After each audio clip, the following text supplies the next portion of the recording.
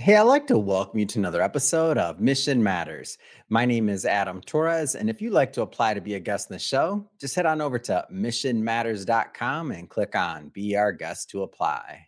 All right, so today's guest is Luke Boyinger, and he's founder and CEO over at Krazumi CFO and Advisory. Luke, welcome to the show.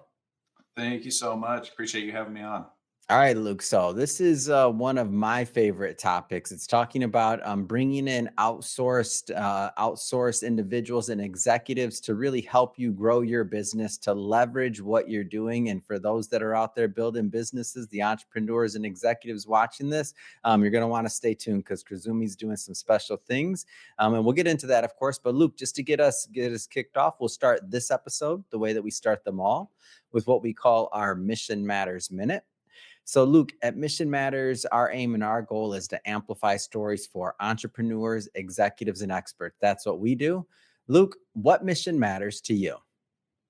The mission that really matters to us, Adam, is putting better quality data in front of business owners so that they understand how to drive profitability and cash flow in their business in a consistent, reliable, predictable manner, and not having to just run a business based on trusting their gut Yeah. or how much cash they have in the bank, and really adding a layer of comfort and peace of mind and confidence that Mm. they're doing things the way they need to be doing to get where they want to go. Yeah, it's great. Love bringing mission-based individuals on here who are going to teach us things, who are going to give us tools and really help us along the way on our journey as entrepreneurs and business owners. So again, good to have you on. And I guess, I mean, I see the word founder here. So have you been an entrepreneur for a while? When did you start in your entrepreneurial journey? We're in year three over here at Krazumi, getting it up and going. So I spent a long time in public accounting and corporate America before doing this, really trying to hone and develop the financial skill set that I needed to be Yeah. able to do what I do now.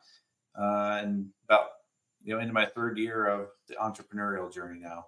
Yeah. What about when you were younger? I'm curious. Did you ever have that itch or think that you'd be a business owner? For me, I never thought of it as like this idea of being an entrepreneur. It was something I kind of fell into. I always call myself an accidental entrepreneur.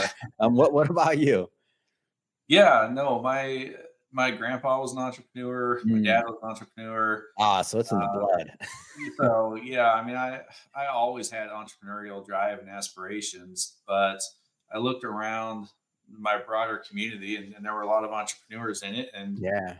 I saw a lot of them either doing it really poorly Mm.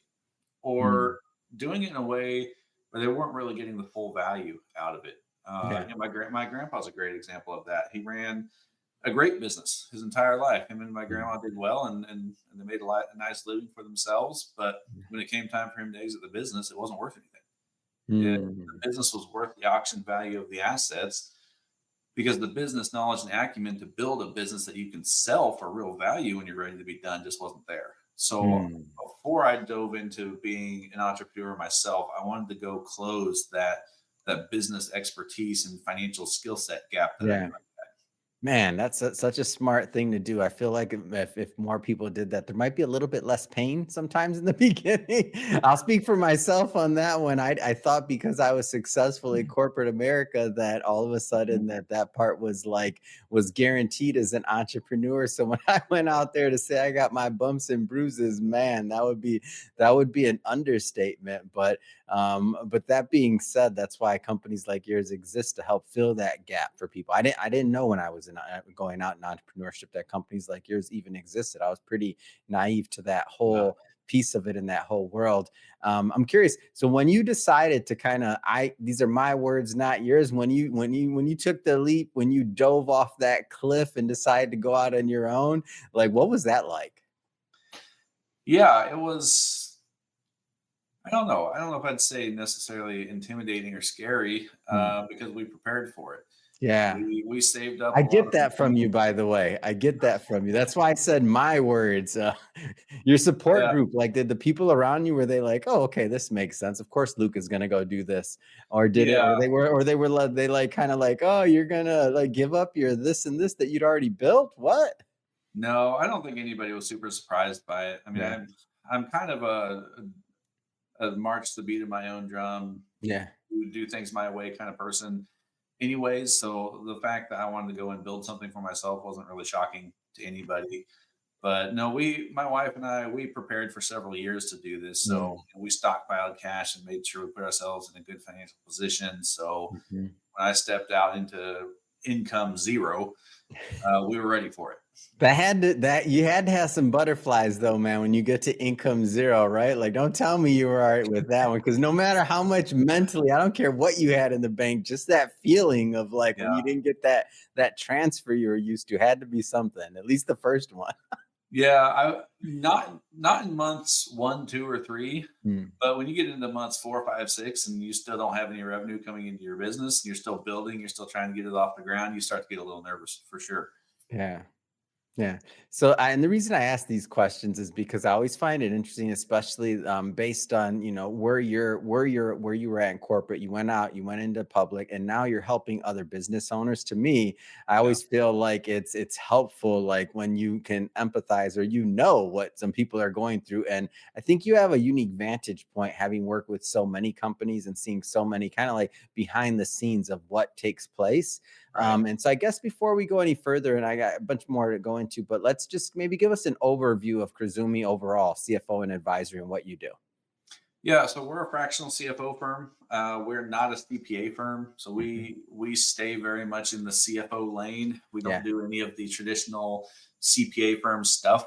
We're Mhm. not going to do your bookkeeping. We're not going to do your tax return. We're not tax Yeah. strategists. We're fractional CFOs and fractional CFOs only. Mhm. And that just means that we provide CFO services to businesses on an outsourced basis at a level that makes sense for them. So if you need a CFO skill set in your business, but you don't need 40 hours a week worth of Yeah. CFO work, you don't have to go hire a full-time CFO for 300 grand a year. You Yeah. can come buy as much CFO as you need from us instead and get that skill set in a much more economic manner. Yeah. And just to circle back to what you said, so you're not replacing a CPA or an internal bookkeeper or anything that you don't even, No, it's not a competing interest. You're an added benefit to that. I'm understanding that correct, right? absolutely. Yeah. 100%. Yep.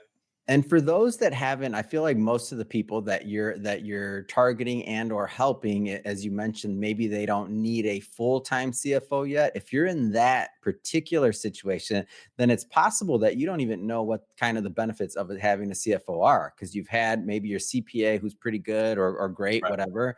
You've had your bookkeeper, and then you have yourself, and maybe you're upskilling constantly. But maybe go a little bit further into just the benefits of, for those that haven't, like, because for some that watch this is going to be the first time they're thinking about, oh wait a minute, I can actually afford a CFO. That level of, like, well, what does that even mean? Yeah. Let's start kind of basic. Yeah, that's a great place to start because I talk to a lot of business owners who have full-time CFOs in their Mhm. business right now. So they say, well, we don't need what you do because Yeah. we already have a CFO. Yeah. And I say, well, do you have anybody in your business who does budgets, projections, forecasts, cash Mm. flow forecasting? Anybody that's building the strategic financial roadmap to get Mm. you from where you are today to where you want to be in the future? Mm. And so often they'll say, no, we don't have anybody that does that, but we have a full time CFO. Yeah. And it's because a lot of people with the full time CFO title out there in companies are actually really just doing accounting. Yeah. They're They recording some get and they transactions. get pulled into that sometimes, into the operational Yeah, side, even if they have the skill set. It's just, companies are growing, right. and I'm guilty. Like, you got your finance person, you just start dumping things on them, right? Yeah, And then all of a sudden the CFO's doing stuff that somebody else should be doing, even if right. they have the skill set. Continue. I just wanted to kind of stick that together. Yeah, no, you're right. That absolutely happens. We do see that sometimes, but Mhm. I would say more often we just see people who don't have a CFO skill set that Interesting. somehow inherited a CFO title and they're not doing any CFO work. Oh, So that's where we come in. We have the CFO skill set. We're not taking over the accounting. We're not processing the transactions. We're not paying the bills. hmm. We are doing the true CFO level skill Mhm. set and work. How do you inherit that title? I'm curious, like, how does that even happen? Maybe you were promoted up through to it, or like you were hired outside, or maybe, like, how does that even happen? It's interesting to me to see from your vantage point. There's a number of ways it happens. Sometimes it's an employee that is a really good accountant in the Mhm. business and a highly valuable team member that goes to the business owner and says, I really want the title of CFO Hmm. and I'm not going to be happy unless I get it. And they say, okay, well, I don't care. Here you go. Here's a title, I CFO. got it. Congratulations. Now go back and keep doing accounting, That's right? fair. That's fair. Go ahead. So that definitely happens. But there's also, I think, just a large lack of understanding of what a CFO is actually supposed to do. Mm. And most business owners aren't experts in the different types of roles within an accounting and finance Yeah. function in a business. And so someone comes to them and says, "Hey, you're a $10 million company and you don't have a CFO. You need a Mhm. CFO. You got to get a CFO." And like, "Oh crap, I got to get a CFO. Hey, you're my CFO now." Whoo! Okay, got that done. Now we're good to go. Yeah. It's like, well, Yeah. no, all you did was For just the org chart, right? For the org yeah, chart, yeah, yeah. right? Exactly. So you can Mhm. throw titles around without actually getting the skill set you need, and that doesn't Yeah. really solve the problem.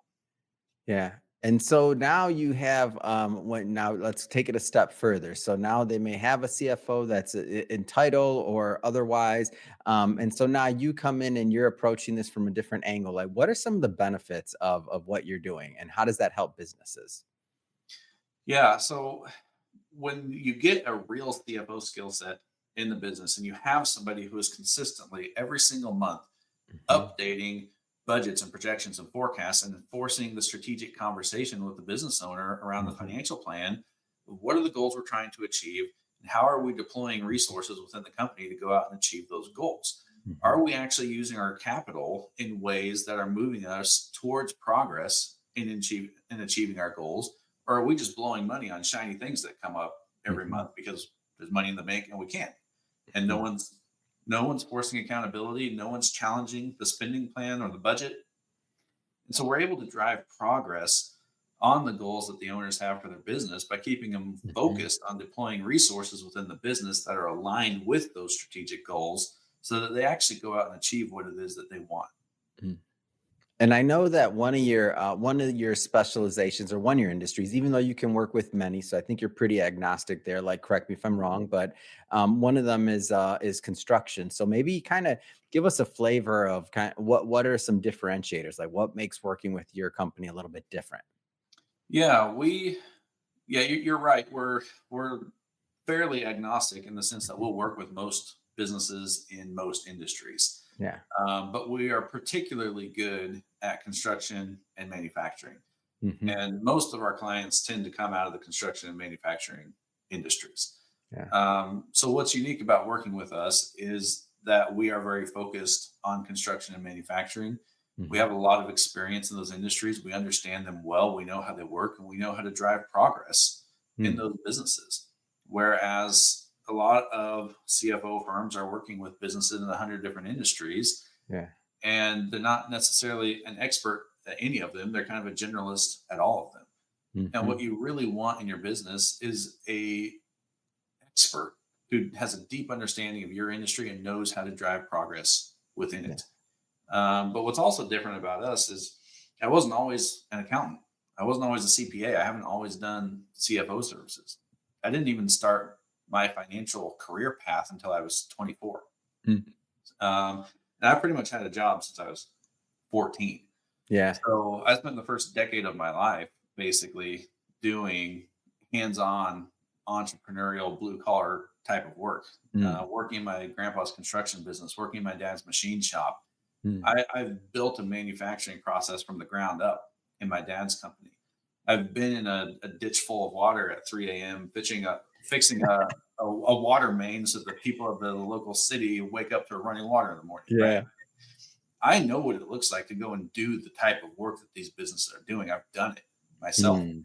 So when you combine that with over a decade of financial expertise working with some of the world's most sophisticated companies, Mhm. you get a CFO firm that's really well positioned to actually be able to deliver value to its clients. Mm. What are the and you mentioned can work with many industries and I understand the specialty, but what are the typically the sizes of companies that you find get the most value? And in answering that, maybe kind of throw out there and maybe unpack a little bit more of the fractional model side of it. Yeah, so we're generally working with businesses in the 5 to 50 million revenue range. Mhm. We've found that tends to be a pretty good fit.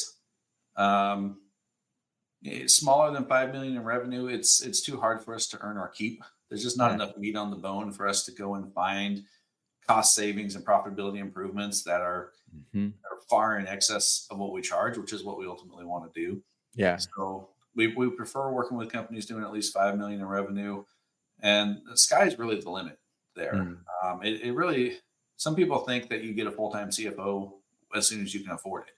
That fractional CFOs are for companies that can't afford full-time CFOs. Yeah. And I would say that's not the right perspective to have. The right perspective to have is how much CFO do I need for the stage Mm. of business that I'm in?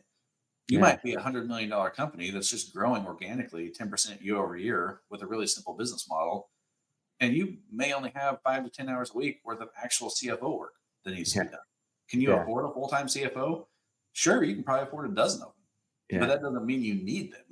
So Mm. go buy what you need, not what you can afford. And that's really where the fractional model comes into play. Is it's not about what you can afford. It's about buying only as much as you require instead Mm. of wasting money on a super expensive employee and then making them do a bunch of low level crappy work that we talked about earlier Yeah. that a $60,000 a year employee could do. Yeah.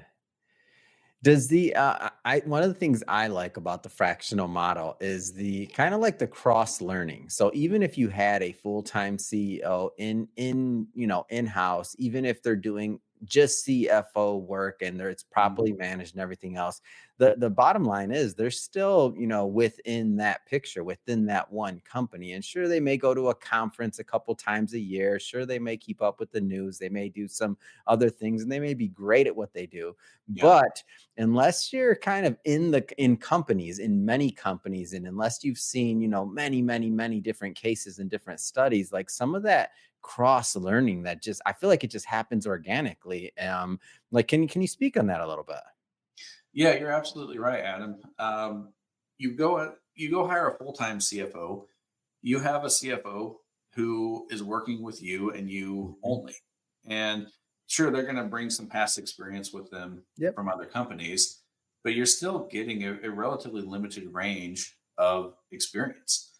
Mhm. Whereas when you work with a fractional CFO is probably working with anywhere between 5 and 10 different companies at any given point in time, Yeah. and they're learning and seeing what's happening in the broader market, not even just necessarily in your region but Mm. across the US. Even what's happening in the broader economy, what are other companies doing, what are Mhm. strategies that can be deployed, and bringing that deep well of knowledge and resource and experience that they're getting from working with a lot of different companies that you get to Mm. tap into. Yeah. When somebody's out there shopping for a outsourced CFO firm, what are some you want to tackle that question? Like what is you want to tackle that question? Like what is People should be careful of. People should be careful of in the fractional CFO yeah. particular So like a license, financial yeah. particular So like a license. financial something like that. Exactly. And I'm like, okay. Exactly. Something like that. Exactly. And I'm like, okay. Exactly. Literally anybody can just wake up one morning and decide that they're a fractional CFO and start offering fractional CFO services. Wow. And it happens. I mean, I see Mhm. people pop up on LinkedIn, fractional CFO, and I go look at their LinkedIn profile. And it's like, oh, okay, they were a high school volleyball coach for 10 years, and then they were a life coach for 3 years, and now they're a fractional CFO. Got it. Like, like, does the background, does their experience, does the qualification that they put on display Hmm. demonstrate a level of ability and skill set that says they're probably going to be able to help you with the Mhm. particular problems that you're looking to solve in your business? Yeah. Which, I mean, hey, if you're running a business that desperately needs volleyball coaching, then they might be the person for you. Mhm. But I don't know very many businesses that need that. So look at their background, look at their experience, look at their credentials. Is there anything that says they're probably qualified to be able to help you with the types of challenges that you're looking to solve? Hmm. And Yeah. a big red flag I see oftentimes is there'll be someone that you can tell they've clearly been around for a while, Yeah. but you go look at their LinkedIn profile, they're a fractional CFO, they've been a fractional CFO for 6 months, and all the rest of their history is non-existent. They don't show Mm. anything that they were doing before they were a fractional CFO. Mm. You go look at my LinkedIn profile, my entire work history is Yeah. in there because I'm proud of it. I'm Yeah. proud of the things that I've done because I believe that everything I've done up to this point in my life has in some way trained me, educated me, or Mhm. qualified me to be doing what I'm doing now. Whether it was the time I spent in corporate America, the Yeah. time I spent in public accounting, auditing Fortune 500 companies, my time working with my grandpa in his construction business, and my dad in his Mhm. manufacturing company. Like it's all relevant experience that's Mhm. led to me doing what I'm doing now. And I'm proud of it. So I put it on display. When you see people not putting it on display, it's probably because they know that their background doesn't in any way support what they're doing now. Mm. Yeah, that makes a lot of sense. Well, Luke, man, this has been fun having you on the show and learning more about your business, what you do, how you're helping business owners. I just have to ask. I mean, what we're going into as we're doing shooting this live, we're going into where? Wait, we're in December 2024, man. 2025 Yeah, is coming up. crazy. What's next? What's next for you? What's next for the business? Yeah, we have big growth goals for 2025. I started this business in particular. I could have really started any business, and I chose to do fractional CFO because I had a skill set that I knew was valuable to other business owners. Hmm. And like I said, when I was looking around earlier in life and saying, "Hey, I want to be an entrepreneur, but I want to do it right." Yeah. Well, I want to go help entrepreneurs do it right. I want to help entrepreneurs maximize their value. I want to help them have strong cash flow and run a business that's a dream and not a nightmare, and that Mhm. is actually building the legacy that they want to leave for themselves. This is the Mission Matters podcast, and we're on a mission. This is not about us making as much money to enrich ourselves as humanly possible. Hmm. We are on a mission to help business owners. I'm very passionate about that. And we want to grow, not necessarily because we just want to make more money. Though I'm not going to lie, I'm an entrepreneur. I want to make more money just like everyone else, Of but that's course. not the fire that fuels me. The fire that fuels me is we want to help businesses Hmm. and we want to grow because we want to help more of them. Yeah. Luke, how do people reach out and how do they follow up and how do they learn more? Yeah, we have a website at cruzumi.com. They can find more information about us on there. I'm very active on LinkedIn. You can Mhm. look me up on there. Luke Boyinger, not a super common name, should be pretty easy to find. Um, Either of those are great platforms to reach out to me. I'm very responsive. So if you reach out, I'll definitely I'll definitely contact you. Wonderful. And for everybody watching, just so you know, we'll put the links in the show notes so you can just click on them and head right on over. And speaking of the audience, if this is your first time with Mission Matters and you haven't done it yet, hit that subscribe or follow button. This is the daily show. Each and every day, we're bringing you new content, new ideas, and hopefully new inspiration to help you along the way on your journey as well. So, again, hit that subscribe or follow button. And Luke, man, appreciate all you do. Thanks again for coming on. Absolutely. Thank you. All you do. Thanks again for coming on. Absolutely. Thank you, Adam. It was a pleasure to be on.